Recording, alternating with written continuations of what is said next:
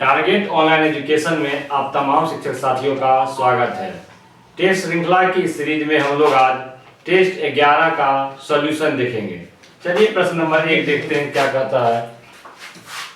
प्रश्न संख्या 1 है कि हिंदी की उत्पत्ति किस भाषा में हुई है। तो देखिए हिंदी की उत्पत्ति जो है वह संस्कृत भाषा में हुई है। किस भाषा में हुई है? तो संस्कृत भाषा में हुई है। वैसे संस्कृत भाषा को क्या कहा जाता है? भाषा की जननी कहा जाता है। तो आपका ऑप्शन क्या हो जाएगा? ऑप्शन हो जाएगा आपका सी। क्या हो जाएगा? Option C. चलिए सेकेंड प्रश्न कहता है आपका कि भाषा किसे कहते हैं। तो भाषा जो है अपने विचारों को प्रकट करने का एक माध्यम है। भाषा क्या है? अपने विचारों को प्रकट करने का एक माध्यम है। तो देखिए किसमें है? तो ऑप्शन डी है आपका।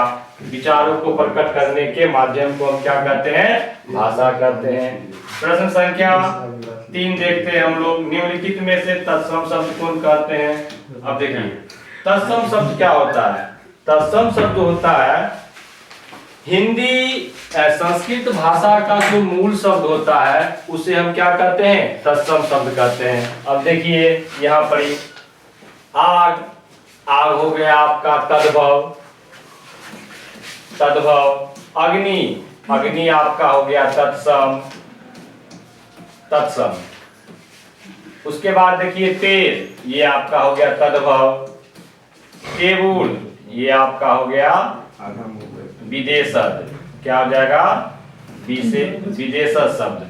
तो कह रहा है कि अग्नि, अग्नि तो अग्नि संस्कृत भाषा का शब्द है, इसलिए आपका हो जाएगा ऑप्शन बी। कहता है निम्नलिखित में से तत्सम शब्द कौन है? तो अग्नि तत्सम शब्द होता है। और तत्सम का ही जो विग्रह रूप होता है वह तद्भव कहलाता है। जैसे अग्नि हुआ संस्कृत का शब्द, हुआ हो गया तत्सम, और उसका क्या होता है? आग। आग मेरा हो जाएगा आपका तद्भव शब्द हो जाता है। चलिए उसके बाद नेक्स्ट प्रश्न की ओर बढ़ते हैं हम लोग। अगला प्रश्न कहता है आपका चौथा नंबर प्रश्न कि निम्नलिखित में से यौगिक शब्द क्या है। अब देखिए यौगिक शब्द क्या होता है? दो सार्थक खंडों से बनने वाले शब्द यौगिक शब्द कहलाते हैं। जिसको तोड़ने पर, जब किसी शब्द को दो भाग में तोड़ते हैं और दोनों खंड का क्या होता है? सार्थक अर्थ निकले, तो वैसे शब्दों को हम कहते हैं यौगिक शब्द कहते हैं। जैसे देखिए पाठ, इसका ऑप्शन हो जाएगा पाठशाला। पाठ और जोरशाला। पाठ का मतलब होता है पढ़ना और शाला का मतलब हो जाएगा यहाँ घर, पढ़ने का जो घर होता है। तो दोनों शब्द का क्या हुआ? सार्थक अर्थ हुआ, इसलिए आपका ऑप्शन हो जाएगा ऑप्शन सी हो जाएगा। चलिए चौथा प्रश्न, पांचवा प्रश्न आपका कहता है क्या? पांचवा प्रश्न कहता है राकेश मिठाई खाता है, इसमें कर्म क्या है? अब देखिए कर्म क्या होता है? कर्ता का फल जिस पर पड़ता है उसको हम कर्म कहते हैं। और किसी भी वाक्य में अगर हम क्या लगाकर प्रश्न पूछते हैं, जो उसका उत्तर प्राप्त होता है, समझ लीजिएगा वह क्या है? कर्म है। तो कह रहा है कि प्रश्न आपका राकेश मिठाई खाता है। अब यहाँ हम प्रश्न करेंगे तो राकेश क्या खाता है? तो राकेश जो है मिठाई खाता है। तो क्या का जवाब क्या आ गया? मिठाई आ गया। इसलिए आपका मिठाई जो हो गया वह कर्म शब्द हो गया। चलिए छठा प्रश्न, छठा प्रश्न कहता है कवि शब्द का स्त्रीलिंग क्या हो जाएगा। देखिए कवि शब्द का स्त्रीलिंग, तो कवि शब्द का स्त्रीलिंग होता है कवयित्री। क्या हो जाएगा? पहला है कवि, कवियत्री, कवयित्री, कवियानी, कवियन, कवियन। तो आपका हो जाएगा कवयित्री। ऑप्शन जो बी हो जाएगा, छठा का ऑप्शन बी हो जाएगा। सातवां देखिए कहता है कि राम ने सारी पुस्तकें पढ़ ली। इस वाक्य में ने किस कारक का चिन्ह होता है? अब देखिए कारक चिन्ह बताए थे, कर्ता ने, कर्म को फर्स्ट में आ गया कर्ता ने। कर्ता का मतलब होता है जो काम करता है, जो काम करता है उसको हम क्या कहते हैं? कर्ता कहते हैं। तो पढ़ने का काम कौन करता है? राम ने। और इसे भी ने पहचान हो गया किसका? कर्ता का। तो इसमें कौन हो जाएगा? ऑप्शन ए हो जाएगा।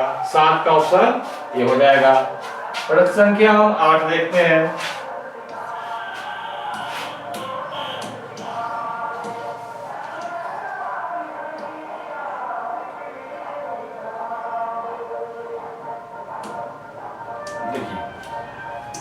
प्रश्न संख्या 8 कहता है पीना धातु का प्रेरणार्थक रूप क्या होता है। अब देखिए, प्रेरणार्थक क्रिया वैसे क्रिया को कहते हैं जो स्वयं न करके किसी दूसरे के द्वारा करवाया जाता है, या जो कोई दूसरा करता है उसे हम कहते हैं प्रेरणार्थक क्रिया।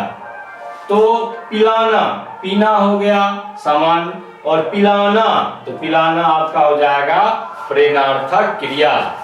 चलिए, संचय, देखिए संचय का संधि विच्छेद क्या होता है, तो सम जोड़ चय, क्या हो जाएगा, सम जोड़ चय बराबर संचय, तो आपका ऑप्शन हो जाएगा सी।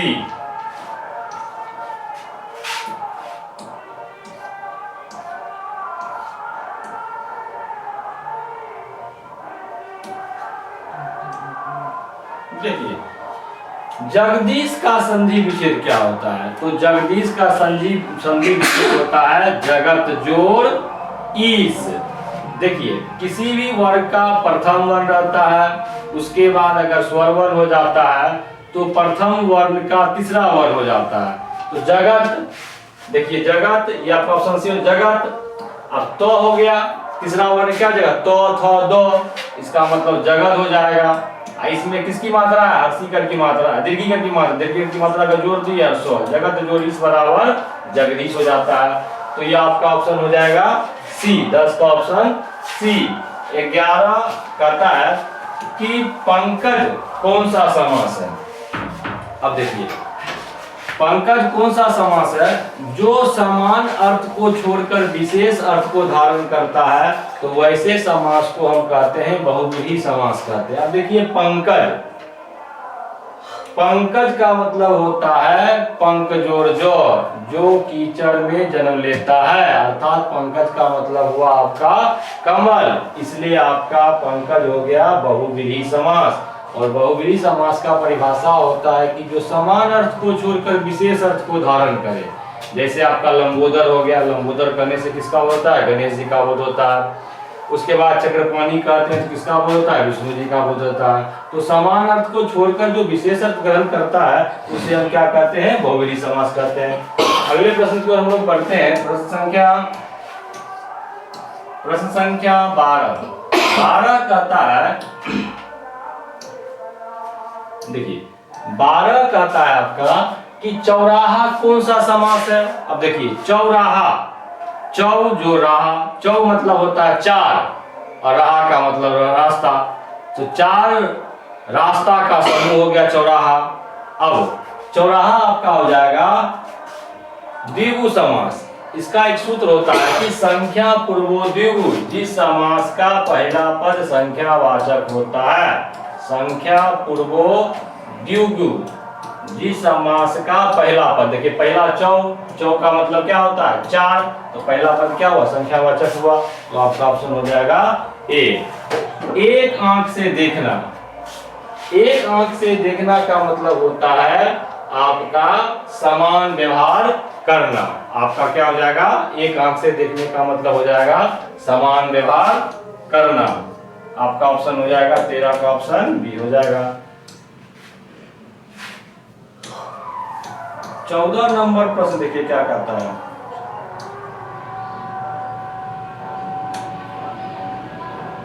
देखिए आस्तीन का सांप होना। देखिए, आस्तीन का सांप होना का मतलब होता है विश्वासघाती होना। क्या होता है, विश्वासघाती होना, इसलिए ऑप्शन 14 का हो जाएगा बी। ऊंची दुकान फीकी पकवान, तो इस मुहावरे का अर्थ होता है नाम बड़े और दर्शन छोटे। नहीं कहते हैं ऊंची पकवान, ऊंची दुकान और फीकी पकवान, तो आपका ऑप्शन हो जाएगा ऑप्शन बी, नाम बड़ा और दर्शन छोटा।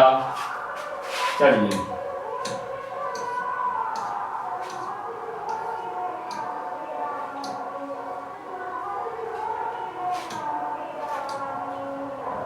अब देखिए 16 नंबर कहता है भाषा साधन है। देखिए, भाषा साधन है आपका ज्ञान का, बोलने का, लिखने का, कि अभिव्यक्त करने का। अभिव्यक्त का मतलब होता है कि अपने विचार को आदान प्रदान करना, मतलब अपने विचार को प्रकट करना, वो अभिव्यक्त होता है। तो भाषा साधन है अभिव्यक्ति का। उसके बाद कहता है ब्रज भाषा किस लिपि में लिखी जाती है।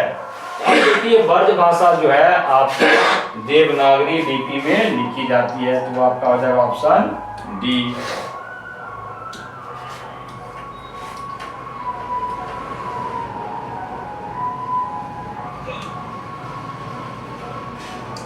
देखिए 18 नंबर प्रश्न है, अवधि किस उपभाषा की बोली है। देखिए अवधि किस उपभाषा की बोली है, तो अवधि जो है वह ब्रज भाषा की बोली है, तो आपका हो जाएगा ऑप्शन बी हो जाएगा। अनुनासिक अक्षर क्या है, अब बताइए। अनुनासिक अक्षर, जिस अक्षर का उच्चारण नाक से होता है वैसे अक्षरों को हम अनुनासिक अक्षर कहते हैं। और स्पर्श व्यंजन, स्पर्श व्यंजन में 5 वर्ग होते हैं, क वर्ग, च वर्ग, ट वर्ग, त वर्ग और प वर्ग। और इसका 5वां वर्ण देखिए, इसका 5वां वर्ण ही क्या होता है, अनुनासिक होता है। इसका जो 5वां वर्ण होता है वह आपका अनुनासिक होता है। अब देखिए इसमें से कौन सा ऑप्शन है, तो आप देखिए ऑप्शन संख्या हो जाएगा आपका, ये हो जाएगा देखिए नो और मो। अब देखिए ऑप्शन क्या हो जाएगा, ए हो जाएगा। लेकिन यहाँ भी देखिए क्या हुआ, टवर्गी नो और नो दिए हुए, ये भी मेरा ऑप्शन हो सकता है। तो इसमें दो ऑप्शन दे दिया है, तो आप चाहे ए मारिए चाहे बी मारिए। इसमें देखिए नो भी आ गया, मो भी आ गया, टवर्गी नो भी आ गया और नो भी आ गया। तो इसमें ऑप्शन ए और बी दोनों होगा, क्योंकि हम स्प्रिंटिंग है, इसलिए आपका हो जाएगा ऑप्शन ए और बी। अनुनासिक अक्षर क्या है, तो स्पर्श व्यंजन का जो 5वां अक्षर वर्ण होता है वो आपका होता है अनुनासिक होता है। चलिए क्वेश्चन संख्या जो है आपका कह रहा है 20। अब देखिए स्पर्श व्यंजन कहता है स्पर्श वर्ण कौन से होते हैं। अब देखिए स्पर्श वर्ण जो आपका होता है वह होता है कि 5 वर्गों में आने वाला वर्ण। अभी तुरंत हम बताएं, स्पर्श व्यंजन में 5 वर्ग आता है, क वर्ग, च वर्ग, ट वर्ग, त वर्ग और प वर्ग। तो वही कहता है 5 वर्ग में जो आने वाला वर्ण है, अर्थात क से लेकर म तक का जो वर्ण होता है वह आपका हो जाएगा स्पर्श वर्ण। क्या हो जाएगा आपका स्पर्श वर्ण। और स्पर्श वर्ण की संख्या जो होती है वह कितनी होती है, 25 होती है। अब देखिए कहता है प्रत्येक व्यंजन वर्ग में वर्ण संख्या क्या होती है। कहता है प्रत्येक व्यंजन वर्ग में वर्ण संख्या क्या होती है, तो वह आपका हो जाता है 5। जैसे क वर्ग कहते हैं तो क ख ग घ का 5 होता है, च वर्ग में भी 5, ट वर्ग में भी 5 हो जाता है। तो आपका ऑप्शन हो जाएगा 21 का ऑप्शन हो जाएगा आपका बी हो जाएगा। 22 नंबर देखिए प्रश्न है आपका,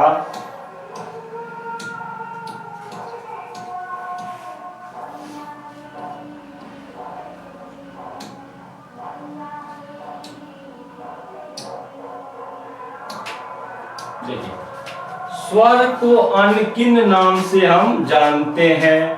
तो स्वर को हम क्या नामते हैं, हल नाम से जानते हैं। तो ऑप्शन आपका हो जाएगा ए। क्या हो जाएगा ऑप्शन, ऑप्शन ए हो जाएगा। क्या हो जाएगा ऑप्शन ए।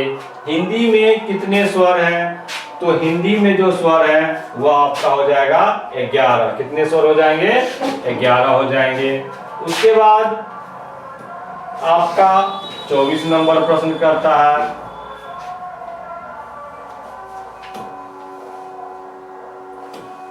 नंबर आपका प्रश्न करता है कि भाववाचक संज्ञा बनाइए। लड़का, तो लड़का मेरा हो गया जातिवाचक, और जातिवाचक से हमको क्या बनाना है, भाववाचक बनाना है। तो लड़कापन, लड़काई, लड़काईपन क्या होता है, भाववाचक। लड़का का होता है लड़कपन। क्या हो जाएगा, आपका ऑप्शन सी हो जाएगा। उसके बाद कहता है तालव्य स्व वर्ण का उच्चारण स्थान क्या होगा। अब देखिए तालव्य स्व नाम से स्पष्ट है, क्या तालव्य, इसका मतलब तालु ना, 3 गो स्व होता है, तालव्य स्व, मूर्धन्य स्व और दंत स्व। इसके नाम से ही स्पष्ट है, तालब का मतलब तालु, मूर्धन का मतलब मूर्धा और दंत स्व का मतलब दांत, इसलिए आपका ऑप्शन हो जाएगा तालब स्व तो तालु हो जाएगा। ऑप्शन आपका हो जाएगा यहाँ सी हो जाएगा आपका, ये आपका बी हो जाएगा, ये आपका सी हो जाएगा, तो ऑप्शन हो जाएगा सी आपका तालु हो जाएगा। चलिए कंप्लीट हो गया। अब आ रहे हैं जफर सर मैथ लेके।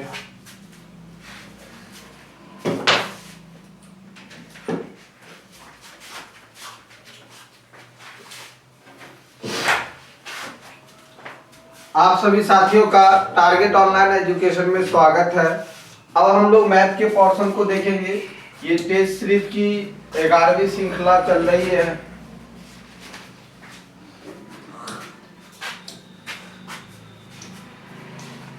पहला क्वेश्चन बोल रहा है कि निजी टैक्सी 200 किलोमीटर की यात्रा 260 रुपए किराया लेती है, 279.50 रुपया में कितना यात्रा करेगी। देखिए गौर कीजिए, 260 रुपया में कितना ले रहा है, 200 किलोमीटर। अगर 279 फिर पूछे एक में पहले निकाल लेते हैं डायरेक्ट, क्यों करेंगे। तो 1 रुपया में कितना दूर ले जाएगा, 200 बट्टा 260, और बात किया जाए 279.50, ठीक है। तो ये कट जाएगा, ये 10 हो जाएगा, ये 13 हो जाएगा, ये उड़ेगा नीचे 100 आएगा, ये 0 हो जाएगा, ये 0 हो जाएगा, ठीक है। 13 से काटेंगे, 13 दूनी 26 बचा 1, 13 कम 13 बचा 13 25 65, 215। मेरा आंसर क्या हो जाएगा, 215। नेक्स्ट देखते हैं। नेक्स्ट, एक रेलगाड़ी जो कि 70 किलोमीटर प्रति घंटा के चाल से चलती है, एक स्टेशन से दूसरे स्टेशन तक चलने में 2 घंटा 30 मिनट का समय लेती है। दोनों स्टेशनों के बीच की दूरी ज्ञात करें। तो हम लोग जानते हैं कि क्या होता है, चाल बराबर दूरी बट्टा समय, या दूरी बराबर कह सकते हैं डिस्टेंस बराबर क्या होता है, स्पीड गुने टाइम, यानी कह सकते हैं चाल गुने समय। आपसे पूछ क्या रहा है, दूरी ही पूछ रहा है, तो अब चाल और समय को क्या कीजिएगा, गुना कर दीजिएगा। तो चाल कितना है, 70 किलोमीटर प्रति घंटा, तो 70, और समय कितना है, तो समय है आधा घंटा।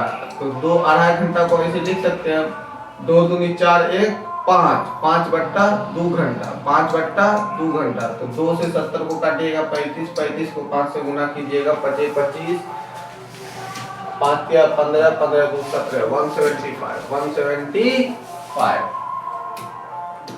राजधानी एक्सप्रेस नई दिल्ली और कानपुर के बीच की 504 किलोमीटर की दूरी 4 घंटा 30 मिनट में तय करती है।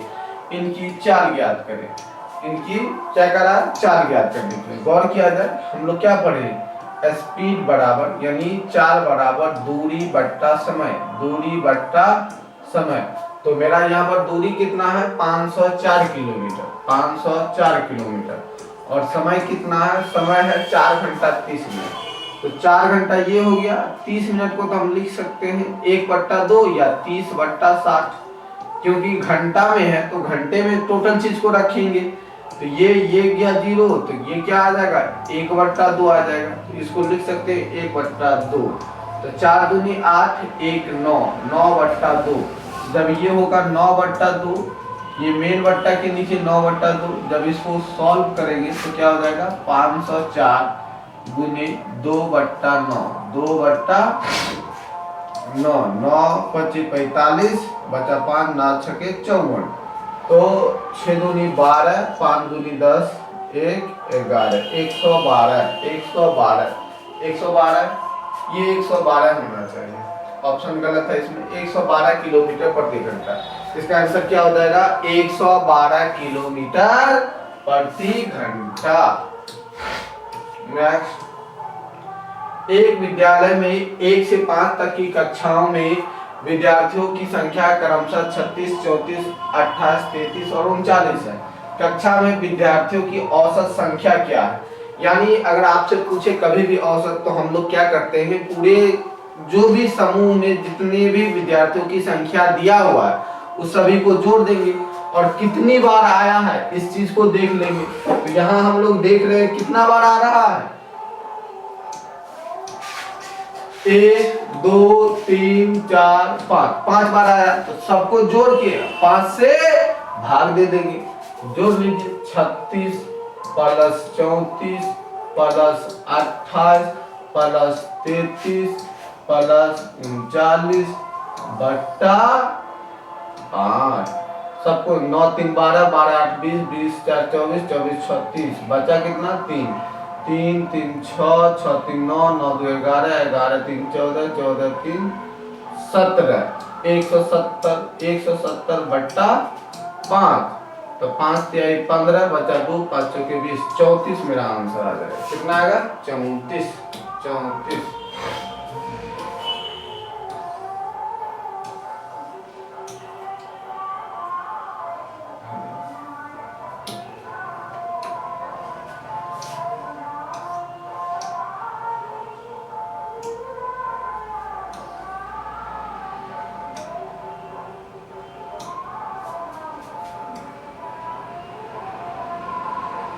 देखिए एक टीम 40 cm लंबा, 40 cm चौड़ा और 60 cm ऊंचा है।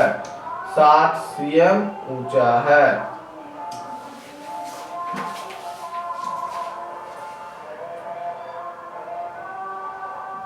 चालीस cm लंबा, 40 cm चौड़ा और 60 cm ऊंचा है। इस सवाल को गौर से देखिए। सवाल में बोल क्या रहा है? सवाल बोल रहा है कि 40 cm चौड़ा, ठीक है कोई दिक्कत नहीं, 40 cm चौड़ा 40 cm लंबा और ऊंचाई जो इसकी है वो कितनी है, वो 60 है। वो कितनी है इसकी ऊंचाई, जो यहाँ से लेके यहाँ तक की ऊंचाई है, हाइट है, वो कितना है 60 cm।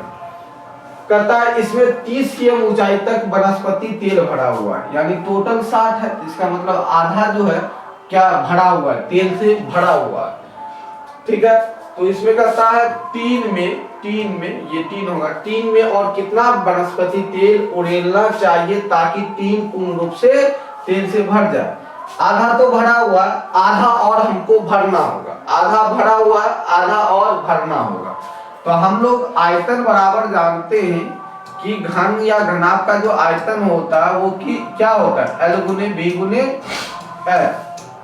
गौर कीजिए, चाहे यहाँ इसकी चौड़ाई हो, चाहे यहाँ चौड़ाई हो, चाहे यहाँ पर चौड़ाई हो, चौड़ाई या यहाँ पर लंबाई लीजिए, चाहे यहाँ लंबाई लीजिए, चाहे यहाँ लंबाई लीजिए, तीनों जगह जो लीजिएगा तीनों जगह सेम होगा।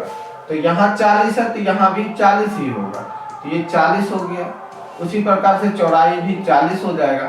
मगर ऊंचाई की बात कीजिएगा तो इतना तक तो तेल भरा हुआ है, ये एरिया में तेल भरा हुआ है, ये एरिया में तेल भरा हुआ है, तो ये 30 का मामला खत्म है।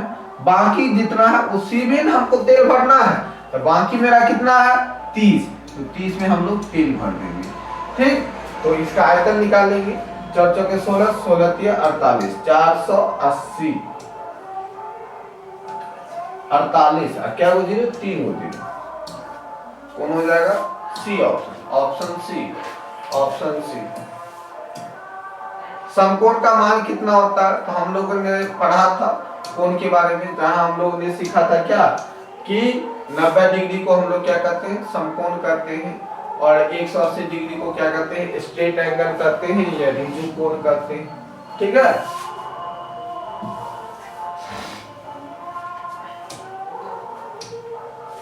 ये हो जाएगा 90।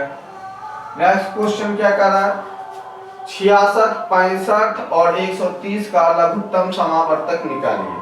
तो हम लोग जो सिंपल सा जानते हैं कि लघुत्तम समावर्तक निकालने का सिंपल सा जो मेथड है वो क्या, 66 आ गया, 75 आ गया और 130 आ गया। तो तीनों का हमको क्या निकालना है, लघुत्तम समावर्तक निकालना। तो इसका निकालेंगे सिंपल मेथड से। ये कितना हो जाएगा, 75 का 75 रह जाएगा, ये कितना हो जाएगा 65 हो जाएगा, ठीक। फिर हम 3 से लगाएंगे, 3 एकम 3, 3 एकम 3, 3 दूनी 6, बचा 1, 3 बचे 15, 65। अब 5 से लगा लेते हैं। 5 से जब लगाएंगे तो 11 का 11 रह जाएगा, 25 25, इसको देंगे तो कितना आ जाएगा, ये आ जाएगा 13। और सबको गुना करेंगे, सबको गुना करेंगे तो मेरा कितना आ जाएगा, सबको गुना करेंगे तो मेरा आ जाएगा 21,450, 21,450, 21,450, 21,400।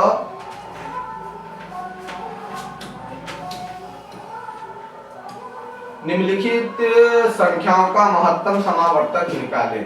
तो महत्तम समावर्तक हम लोग जानते हैं कि एक ऐसी संख्या होती है जिस संख्या का आप महत्तम समावर्तक निकालते हैं उस संख्या में महत्तम समावर्तक से निश्चित रूप से भाग लगती है। तो इसमें गौर कीजिए कि इसमें से कौन ऐसी संख्या है जिससे सभी संख्याओं में, चाहे वो 18 की बात हो, चाहे 42 की बात हो, चाहे 102 की बात हो, सभी संख्या में भाग लग रहा है। आप गौर कीजिएगा कि 6 एक ऐसा नंबर है जिससे 6 से आपको 18 में भी लग रहा, 6 से 42 में भी लग रहा, अब 6 से 102 में भी लग रहा। इस आधार पर हम कह सकते हैं इसका आंसर क्या हो जाएगा, ए हो जाएगा।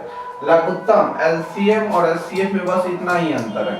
जब एलसीएम की बात करें और एचसीएफ की बात करें तो जो नंबर, जिस नंबर का आप एलसीएम निकालते हैं, जिस ना ये नंबर हो गया तो नंबर से एलसीएम में भाग लग जाएगा, बट एचसीएफ से नंबर में भाग लगता है। ये चीज याद रखिए, इससे रिलेटेड बहुत सारा क्वेश्चन आता है।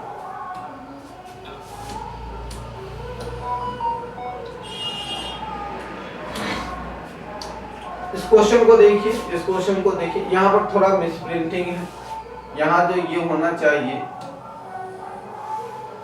ये होगा 10 गुने 10, 10 मीटर गुने 10 मीटर,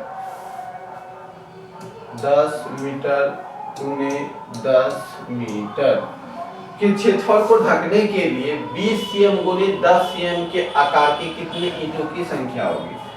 ये मीटर में, ये किस चीज में है, मीटर में। और नीचे वाला जो आपको ईंटों की संख्या बराबर क्या हो जाएगी, ईंटों की संख्या बराबर हो जाएगी, ईंटों की संख्या बराबर हो जाएगी, ऊपर का टोटल आयतन निकाल लेते, एरिया निकाल लेते हैं, फिर एक ईंट का एरिया निकाल लेते हैं। तो एक ईंट का एरिया क्या हो जाएगा, 20 सीएम में है।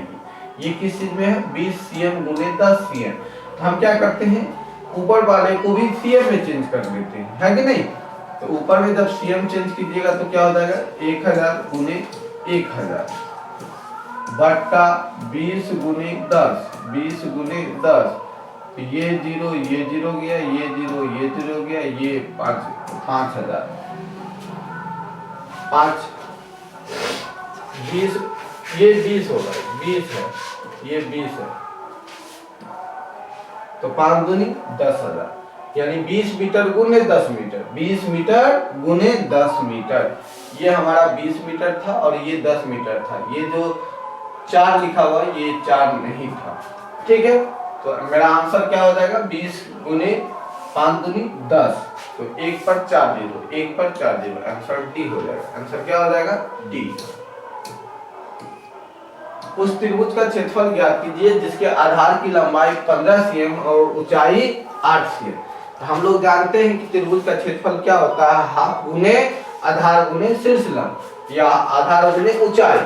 तो एरिया बराबर क्या हो जाएगा, एरिया बराबर मेरा हो जाएगा त्रिभुज का, ट्रायंगल का एरिया क्या हो जाएगा, हाफ गुने बी गुने एच, हाफ गुने बी गुने एच। तो आपका यहाँ पर जो आधार है वो कितना है, आधार गौर कीजिए आपका 15 है, जबकि ऊंचाई कितना है, ऊंचाई 8 है। तो 2 से काटिएगा 4, तो 15 चौके 60, 60 कितना आंसर हो जाएगा, 60 सी। किसी आयताकार प्लास्टिक शीट की लंबाई इतना और चौड़ाई इतना है, 20 रुपए प्रति वर्ग मीटर की दर से इसका मूल्य ज्ञात करें। सिंपल सा बात है, पहले सबसे पहले इसका एरिया निकाल लीजिए। तो इसका एरिया क्या हो जाएगा, क्षेत्रफल क्या हो जाएगा, क्षेत्रफल बराबर हो जाएगा लंबाई गुने चौड़ाई।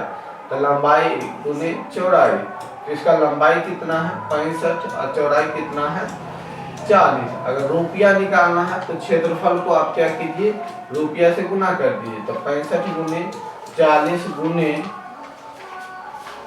20 और कंडीशन है, एक चीज यहाँ पर गौर करने वाली बात है, यहाँ पर लिखा हुआ प्रति वर्ग मीटर और आप जो एरिया निकाले हैं वो सीएम में है, तो हर हाल में इसको क्या करना होगा, मीटर में चेंज करना होगा। तो हम क्या करेंगे, इसको 100 से क्या करेंगे, डिवाइड कर देंगे दोनों को, तो ये मीटर में चेंज हो गया। अब इसको जो सॉल्व कीजिएगा, जो आंसर आएगा वही आपका क्या हो जाएगा, आंसर हो जाएगा।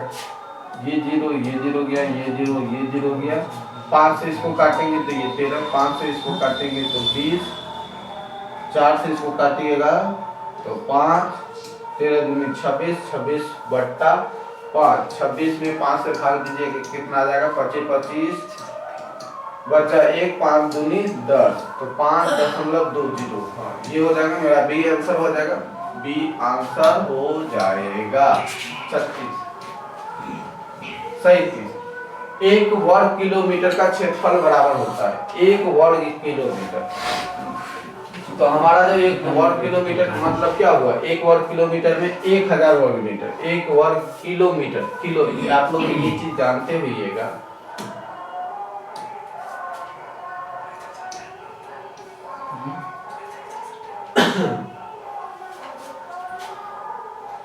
एक चीज मिली,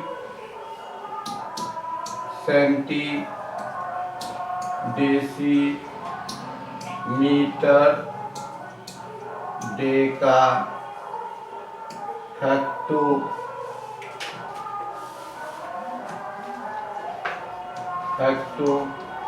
किलो।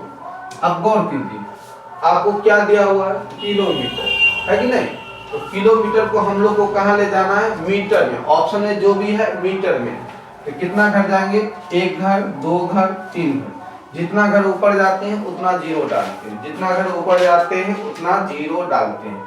मेरा आंसर क्या हो जाएगा, 1000 वर्ग मीटर, 1000 वर्ग मीटर। 1 घंटा बराबर होता है, 1 घंटा में जो होता है 1 hour is equal to 60 minute, और 60 मिनट में हमको सेकंड में ले जाना है। 1 सेकंड में 60 सेकंड, तो 60 मिनट में कितना सेकंड हो जाएगा, तो 60 गुने 60 सेकंड, तो कितना आंसर आ जाएगा, 3600 सेकंड। 1 सेंटीमीटर 1 मीटर बराबर होता है, तुरंत हम बताए थे, तुरंत पता है, मिली सेंटी, देखिए मिली सेंटी डेसी मीटर। आपको मीटर से कहाँ जाना है, मीटर से सेंटीमीटर में जाना है।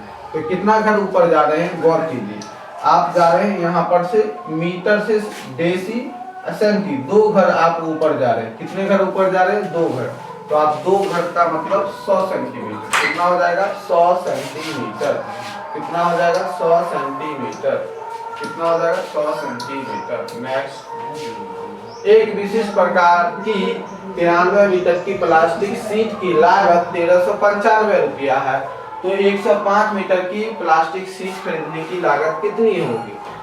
एक चीज गौर कीजिए, 93 मीटर सीट का लागत मूल्य कितना है, 93 मीटर सीट का लागत मूल्य है 1395 रुपया। तो 1 मीटर सीट का लागत मूल्य क्या हो जाएगा, 9395 बट्टा 93। आपको निकालना कितना है, 105 मीटर का, तो गुने 105 गुने 105, 3 से इसको काटिएगा तो कितना आ जाएगा, 3 तिहाई 9, 3 एकम 3, 3 से इसको काटिएगा 3 तिहाई 9, 3 पचे 15, 31 से इसको काटेंगे तो ये 31 चौके हो जाएगा 4, 124, अब बच जाएगा तो 5 बार में, 31 से 45 बार में ये कट जाएगा, और 45 और 5 को गुना करेंगे तो कितना हो जाएगा, 1475, कितना हो जाएगा, 1475, कितना हो जाएगा, 1475। एक आयत का क्षेत्रफल ज्ञात कीजिए जिसकी लंबाई और चौड़ाई क्रमशः इतना है। तो क्षेत्रफल, आयत का क्षेत्रफल क्या होता है, लंबाई गुने चौड़ाई, लंबाई गुने चौड़ाई। एरिया बराबर क्या होता है, आयत का क्षेत्रफल बराबर लंबाई गुने चौड़ाई। आपको लंबाई कितना दिया हुआ है, लंबाई दिया हुआ है 1 मीटर, 1 मीटर, तो मीटर को सेंटीमीटर में चेंज कर देंगे, क्योंकि टोटल जो आपका ऑप्शन है वो किस में है, सेंटीमीटर में। 100 और सेंटीमीटर, चौड़ाई कितना है 50, तो 5 पर कितना जीरो, 3 जीरो, 5 पर कितना जीरो, 3 जीरो। मेरा आंसर क्या हो जाएगा, 5000 वर्ग सीएम, 5000 वर्ग cm। नेक्स्ट क्वेश्चन देखते हैं। 25 मीटर लंबे और 60 मीटर चौड़े एक प्रांगण में 20 cm लंबे और 10 cm चौड़े संगमरमर के कितने टुकड़े लगने आवश्यक हैं? कितने टुकड़े आवश्यक हैं? तो गौर कीजिए, ये क्या है? 16 मीटर है। कितना है? 16 मीटर है। कितना है? 16 मीटर है। ठीक, और वो 16 मीटर, इसकी जो लंबाई कितनी है? 25 और चौड़ाई कितनी है? 16। इसको नीचे आपका क्या है? सीएम में है। ये क्या है? सीएम में है। इसको भी सीएम में चेंज कर लीजिए, तो ये क्या हो जाएगा? 2500 गुणित 16 को 1600 बना लेंगे। ये सीएम में कन्वर्ट हो गया। अब नीचे है 20 सीएम लंबे और 10 सीएम चौड़े, तो ये क्या हो जाएगा? ये 2 जीरो गया, ये 0 गया, इससे इसको काटिएगा, कितना हो जाएगा? 8 हो जाएगा। 8 हो जाएगा। 25 8 200, 25 8 कितना हो जाएगा? 200। तो आपका आंसर क्या हो जाएगा? 20,000 संगमरमर के टुकड़े। 20,000 संगमरमर के टुकड़े। नेक्स्ट, एक घोंघा 12 सीएम ऊंची ऊर्ध्वाधर लकड़ी पर बढ़ता है। प्रत्येक दिन वह 3 सीएम चढ़ता है, किंतु प्रत्येक रात वह 2 सीएम वापस फिसल जाता है। कौन से दिन वह लकड़ी के शीर्ष पर पहुंचेगा? गौर करने वाली बात है कि एक घोंघा 12 सीएम ऊंची ऊर्ध्वाधर लकड़ी पर बढ़ता है। प्रत्येक दिन वह 3 सीएम चढ़ता है, प्रत्येक रात वह 2 सीएम। गौर कीजिए इससे।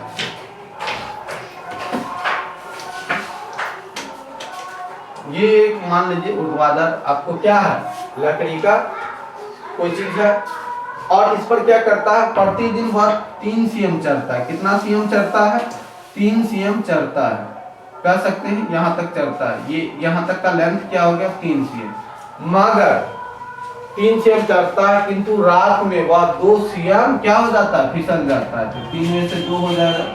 तो हम कह सकते हैं एक दिन में वह कितना सीएम चढ़ता है? तो एक दिन में वह 1 सीएम चढ़ता है। एक दिन में वह कितना सीएम चढ़ता है? 1 सीएम चढ़ता है। तो इसी प्रकार से जब ये, क्योंकि ये कितना है? 3 6 9 12 है कि नहीं? 12 सीएम है ही।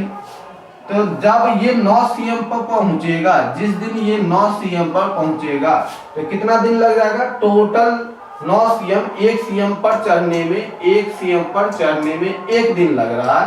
तो गौर किया जाए कि 9 सीएम जब चढ़ेगा तो उस दिन इसको कितना दिन लग जाएगा? 9 दिन लगेगा। मगर गौर कीजिए, जिस दिन 9 सीएम पर चढ़ेगा तो 12 सीएम पर जब पहुंचे जाएगा तो वहां से तो रिटर्न नहीं आएगा 2 सीएम। तो 9 सीएम 9 दिन यहाँ लग गया, और 9 से 12 पर जाने पर क्या दिन लग जाएगा? 1 दिन लग जाएगा। तो हम कह सकते हैं, और वहां से तो जब अपने मंजिल पर पहुंच जाएगा तो वहां से रिटर्न आने की बात नहीं होगी। तो वहां से रिटर्न नहीं होगा। तो हम कह सकते हैं 10 दिन।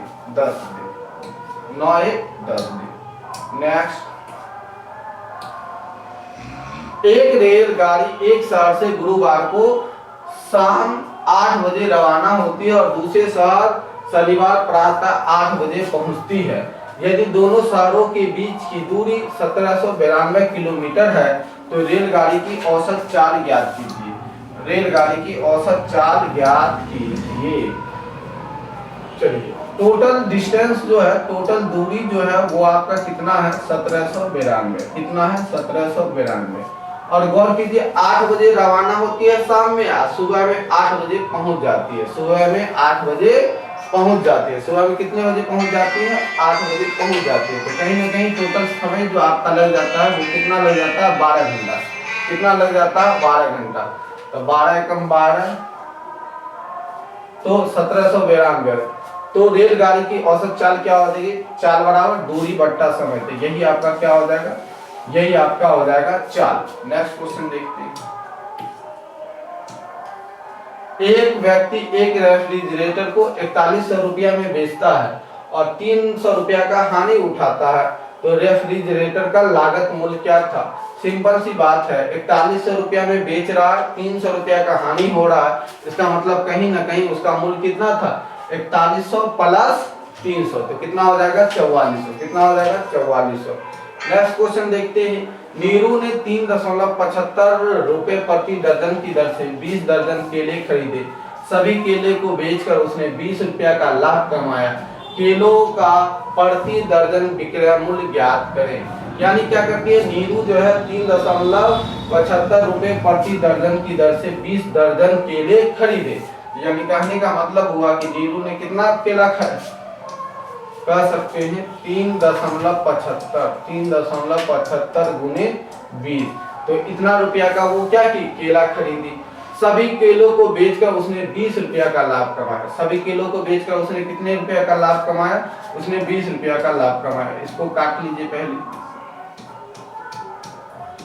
5 7 35 5 25, यानी कह सकते हैं उसने कितने में खरीदे थे, तो उसने 75 रुपया में खरीदे। उसने लाभ कितना कमाया, 20 रुपया लाभ कमाया। जब 20 रुपया लाभ कमाया तो हम कह सकते हैं 75 में 20 जोड़ देंगे तो कितना हो जाएगा 95 रुपया। अब कहता है 95 रुपया, तो केलों का प्रति दर्जन विक्रय मूल्य ज्ञात कीजिए। ये जो 95 रुपया है ये कितने केले का विक्रय मूल्य है, ये 20 दर्जन केले का विक्रय मूल्य है। कितने दर्जन विक्रय मूल्य है, 20 दर्जन। तो 95 में 20 से भाग देंगे, जो आंसर आएगा वो आपका क्या हो जाएगा, आंसर हो जाएगा। 1 रुपए का 10 पैसे कितना प्रतिशत है, 1 रुपए का 10 प्रतिशत, 1 रुपए का 10 प्रतिशत, 10 पैसा कितना प्रतिशत है। तो गौर कीजिए,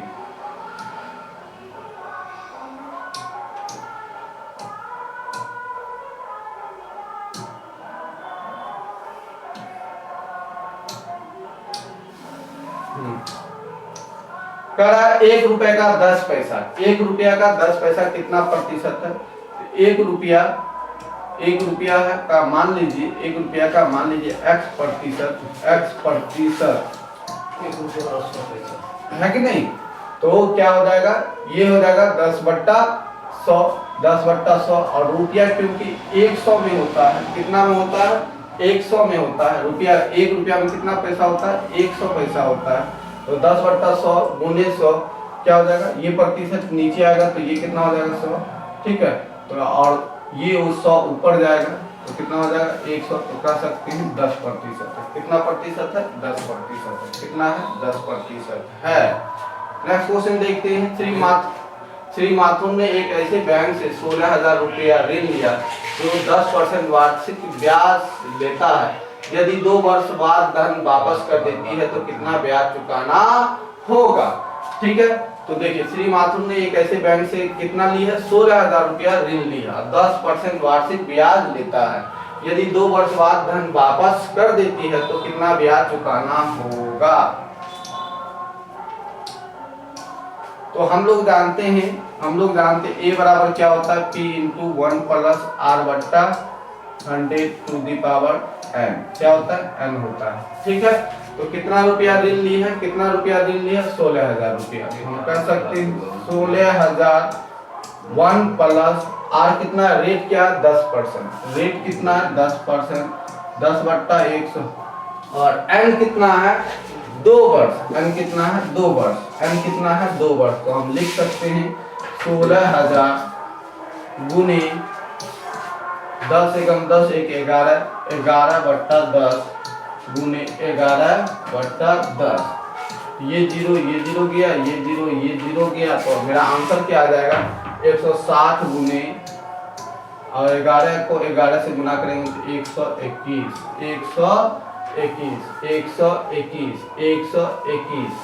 तो यही आपका आंसर हो जाएगा।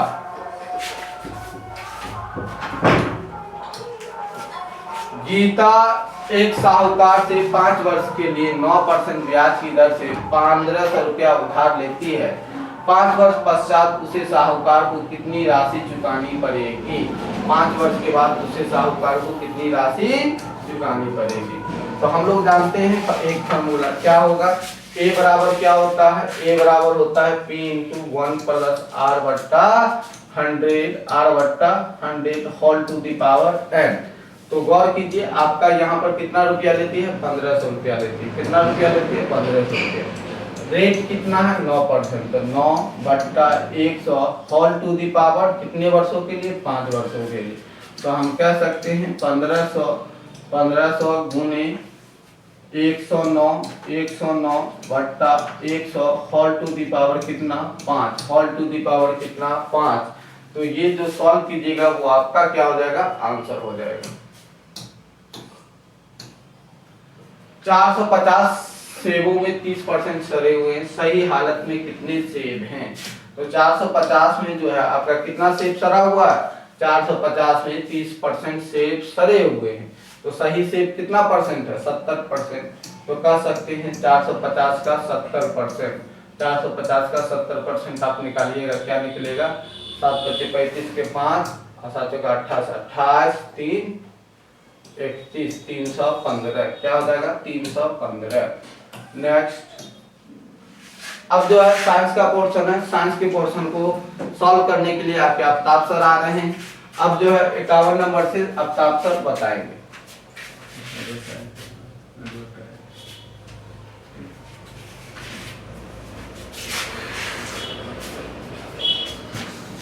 चलिए साइंस के क्वेश्चन की तरफ सबसे पहले आप लोगों का टारगेट ऑनलाइन एजुकेशन में बहुत बहुत स्वागत है।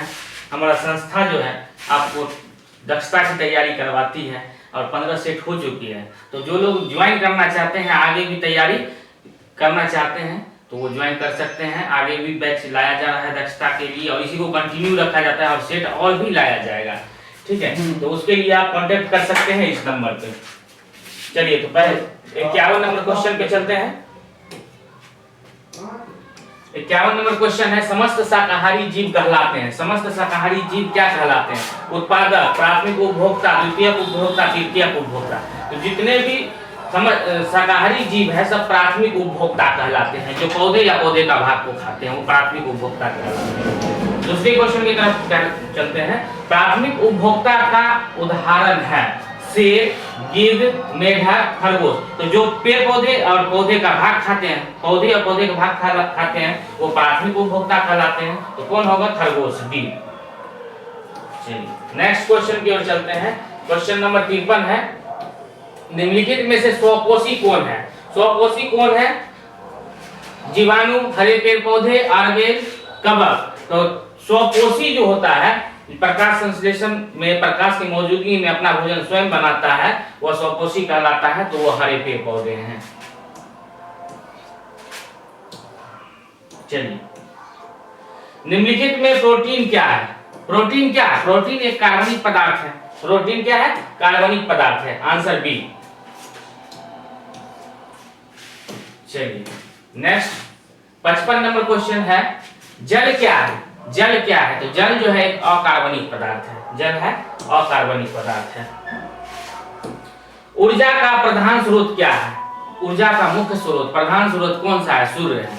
सूर्य से हमें ऊर्जा मिलती है और सबसे मुख्य स्रोत सूर्य ही है। सूर्य के प्रकाश से जो हमें ऊर्जा मिलती है। चलिए नेक्स्ट क्वेश्चन की ओर चलते हैं। क्वेश्चन नंबर 57, सूर्य प्रकाश में कितनी किलो कैलोरी ऊर्जा प्राप्त होती है? तो सूर्य प्रकाश से जो है हमें 2 कैलोरी प्रति सेंटीमीटर प्रति मिनट प्राप्त होती है, ठीक है। चलिए नेक्स्ट क्वेश्चन की ओर चलते हैं। ऑक्सीजन पोषण का कौन सा तत्व है? तो ऑक्सीजन जो है पोषण का कौन सा तत्व है? तो ऑक्सीजन पोषण का बृहद तंत्र, बृहद तत्व है। मतलब ज्यादा पोषण के लिए ज्यादा जरूरी है ऑक्सीजन, बृहद तत्व है। जल में पाया जाने वाला मुख्य तत्व कौन सा है? जल में पाया जाने वाला मुख्य तत्व कौन सा है? मुख्य तत्व जल में पाया जाने वाला कौन है? ऑक्सीजन है। ऑक्सीजन है। नेक्स्ट, फलों को पकाने में निम्नलिखित में से कौन सहायक है? तो फलों को पकाने में कौन सहायक है? तो फलों को पकाने के लिए किस गैस का प्रयोग किया जाता है? एसिटिलीन गैस का प्रयोग किया जाता है। एसिटिलीन गैस का और कैल्शियम कार्बाइड का भी प्रयोग किया जाता है फलों को पकाने के लिए, ठीक है। चलिए नेक्स्ट क्वेश्चन की ओर चलते हैं। पारिस्थितिक तंत्र के विनाश के लिए का सबसे महत्वपूर्ण कारक कौन है? पारिस्थितिक तंत्र के विनाश का सबसे महत्वपूर्ण कारण कौन है? तो जनसंख्या में अत्यधिक जो वृद्धि हो रही है वही। औद्योगिकीकरण, नागरिकीकरण, तीव्र जनसंख्या वृद्धि, तीव्र जनसंख्या वृद्धि। चलिए नेक्स्ट क्वेश्चन की ओर चलते हैं। नेक्स्ट क्वेश्चन हमारा है, झूम कृषि भारत के किस राज्य में की जाती है? झूम कृषि भारत के किस राज्य में की जाती है? तो झूम कृषि भारत के उत्तर पूर्व राज्य में की जाती है। ऑप्शन देखते हैं, राजस्थान, असम, उत्तर प्रदेश, गुजरात। तो असम होगा, उत्तर पूर्व राज्य में की जाती है। इधर मणिपुर, मिजोरम और नागालैंड, असम, इधर ही झूम कृषि की जाती है। चलिए नेक्स्ट क्वेश्चन की ओर चलते हैं। क्वेश्चन नंबर 63 है कि हिरोशिमा में एटम बम कब गिराया गया? हिरोशिमा पर अमेरिका ने एटम बम, जापान के हिरोशिमा पर एटम बम कब गिराया था? 1945 ईस्वी में, द्वितीय विश्व युद्ध के दौरान जब अमेरिका ने जापान पर 6 अगस्त 1945 ईस्वी को हिरोशिमा पर बम गिराया था। और जिस बम का क्या नाम था? Little boy. 3 दिन के बाद फिर से एक बम गिरा दिया जापान के ही एक शहर में, नागासाकी में, ठीक है, उसका नाम था फैटमैन। चलिए नेक्स्ट क्वेश्चन की ओर चलते हैं। विश्व की कितनी प्रतिशत जनसंख्या शहरीकृत है? तो विश्व की कितनी प्रतिशत जनसंख्या जो है शहरीकृत है? शहरीकृत है, शहर वाला है, तो 47%, ठीक है। चलिए नेक्स्ट क्वेश्चन की ओर चलते हैं। विश्व का सबसे अधिक आबादी वाला शहर कौन सा है? विश्व का सबसे अधिक आबादी वाला शहर कौन सा है? तो टोक्यो है, जापान में है, ठीक है, टोक्यो। नेक्स्ट क्वेश्चन की ओर चलते हैं। भारत का सर्वाधिक जनसंख्या वाला मेगा शहर कौन सा है? भारत का मेगा शहर मुंबई, ठीक है। दूसरे नंबर पर दिल्ली और तीसरे नंबर पर कोलकाता।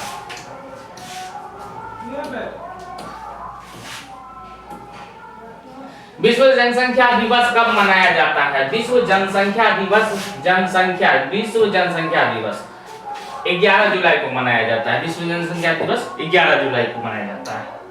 ये तो याद करने वाली बातें हैं। राष्ट्रीय जल नीति कब बनाई गई? राष्ट्रीय जल नीति कब बनाई गई?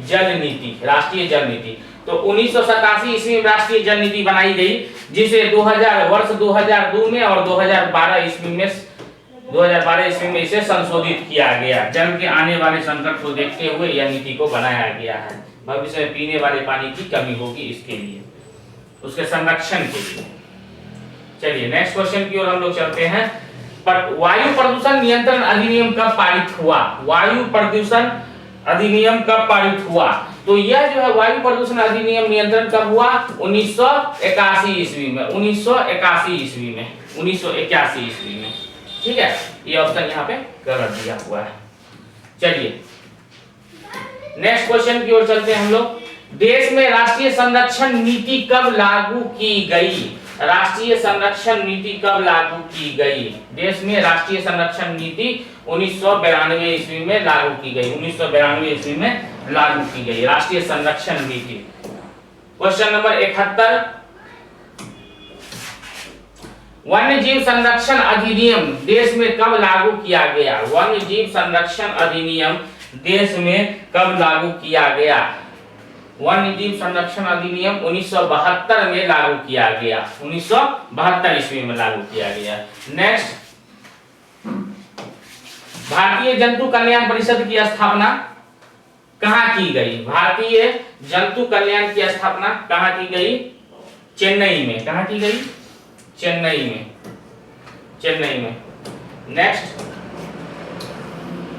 भारत में शेर कहाँ पाए जाते हैं? भारत में शेर कहाँ पाए जाते हैं? भारत में शेर कहाँ पाए जाते हैं? महाराष्ट्र, गुजरात, आंध्र प्रदेश और उत्तर प्रदेश। गुजरात में गिर जंगल में, गुजरात के गिर जंगल में शेरों का आवास है, जंगल में, ठीक है। चलिए, हाथी परियोजना कब लागू की गई? हाथी परियोजना कब लागू की गई? तो हाथी परियोजना जो है, हाथी परियोजना 1994 में लागू की गई। हाथी परियोजना 1994 में लागू की गई। चलिए, तो इतना ही आज। क्वेश्चन नंबर 75 जी देखते हैं। क्वेश्चन नंबर 75 है, केरल के धान में निम्नलिखित में से क्या अधिक पाए जाते हैं? क्या पाए जाते हैं अधिक? सर्प, मछली, मेढक, घोंगा। तो ये पाए जाएंगे आपको मेढक। चलिए, तो आप आ रहे हैं, शाहजहां सर आ रहे हैं। चलिए, सर का बहुत बहुत धन्यवाद। अब हम लोग शिक्षण कौशल के महत्वपूर्ण प्रश्नों को देखने का काम करेंगे। तो जो भी शिक्षक साथी टारगेट ऑनलाइन क्लास से जुड़ना चाहते हैं या दक्षता परीक्षा की तैयारी करना चाहते हैं, वे दिए गए नंबरों पर संपर्क कीजिए। मात्र 400 रुपये की फीस में आपको 15 टेस्ट सीरीज, सारे मटेरियल्स और ऑनलाइन क्लास की सुविधा प्रदान की जा रही है। तो आप जरूर जुड़े। अलग अलग विषय के अलग अलग टीचर के द्वारा आपको तैयारी करवाई जा रही है। चलिए शुरू करते हैं आज हम लोग प्रश्न संख्या 76 के साथ शिक्षण कौशल। पहला, प्रभावी एवं सफल शिक्षण के लिए सर्वाधिक आवश्यक है विद्यार्थियों को अधिक नोट्स लिखाना, व्यवहारिक उदाहरण द्वारा विषय को स्पष्ट करना, श्यामपट्ट का प्रयोग या साहित्यिक भाषा का प्रयोग। सबसे पहले जान लीजिए कि अगर आपको बच्चे को बेहतर पढ़ाना है तो आप उसको व्यवहारिक चीजों से जोड़कर पढ़ाइए। जब बच्चों को आप व्यवहारिक चीजों से जोड़ते हैं तो बच्चा उस चीज से अपना जुड़ाव महसूस करता है। कहते हैं ना कि विषय वस्तु का जुड़ाव राजनीतिक जीवन से, सामाजिक जीवन से, उसके पारिवारिक जीवन से, उसके पर्यावरण से जोड़ के करना चाहिए। वही है आपका व्यवहारिक। चलिए नेक्स्ट क्वेश्चन देखते हैं 77। चलिए प्रश्न संख्या 77 कहता है पाठ्यक्रम को अधिक उपयोगी बनाया जा सकता है कैसे? स्थानीय भाषा, भारत के इतिहास द्वारा, भारत के भौगोलिक ज्ञान द्वारा, भारतीय संस्कृति।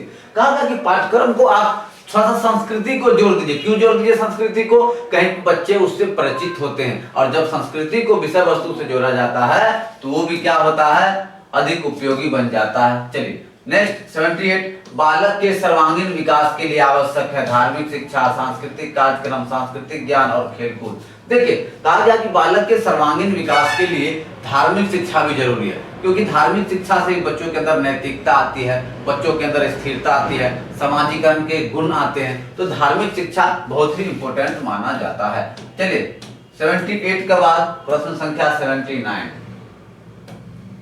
चलिए प्रश्न संख्या 79 क्या कहता है कि आदर्श शिक्षक के गुण इनमें से कौन नहीं है? प्रभावशाली व्यक्तित्व, आशावादिता, शिक्षक को व्यवसाय समझने वाला, नेतृत्व की क्षमता। क्या हो जाएगा कि शिक्षक को व्यवसाय समझने वाला क्या हो जाएगा? वो आपका आदर्श शिक्षक नहीं होगा। चलिए प्रश्न संख्या 80 को देखिए। शिक्षक के व्यक्तिगत गुण इनमें से कौन है?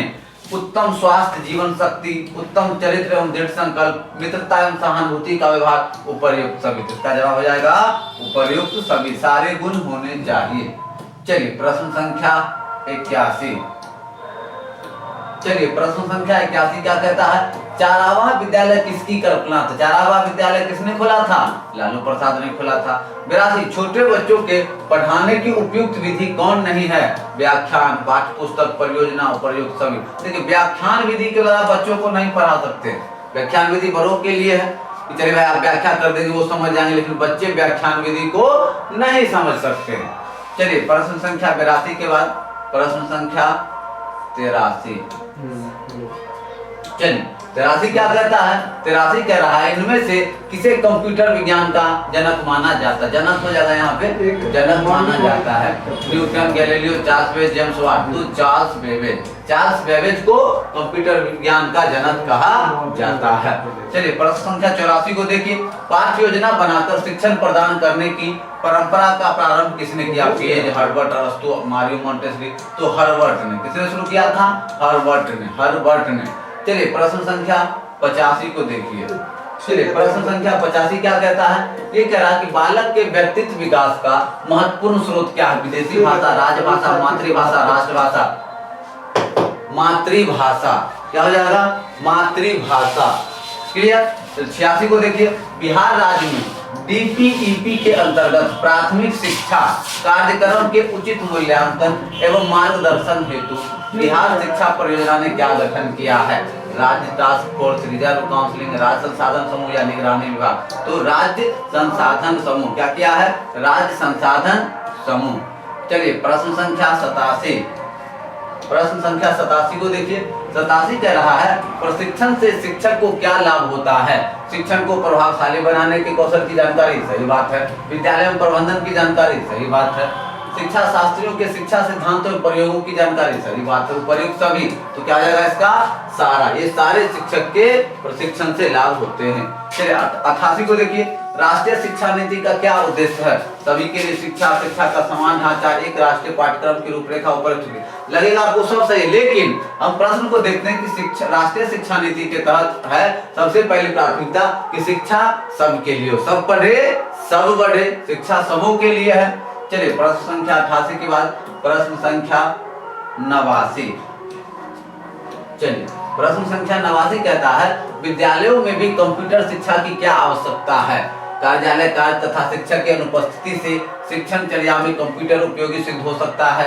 सही बात है। कंप्यूटर शिक्षा से बच्चे गाना नहीं, कंप्यूटर शिक्षा से बच्चे खेल के बारे में जान सकेंगे, लेकिन वो आपका विकल्प नहीं है। तो क्या हो जाएगा ये पहला कि विद्यालय से कंप्यूटर शिक्षा से चलेगा, शिक्षक अनुपस्थित है तो आप डिजिटल क्लास से भी क्लास कर सकते हैं। चलिए 90 को देखिए, प्राचीन बिहार के उच्च शिक्षा केंद्र में कौन प्रमुख है? नालंदा भी सही है, विक्रमशिला भी सही है, आदेशपाल, उपर्युक्त सभी। क्या जाएगा इसका?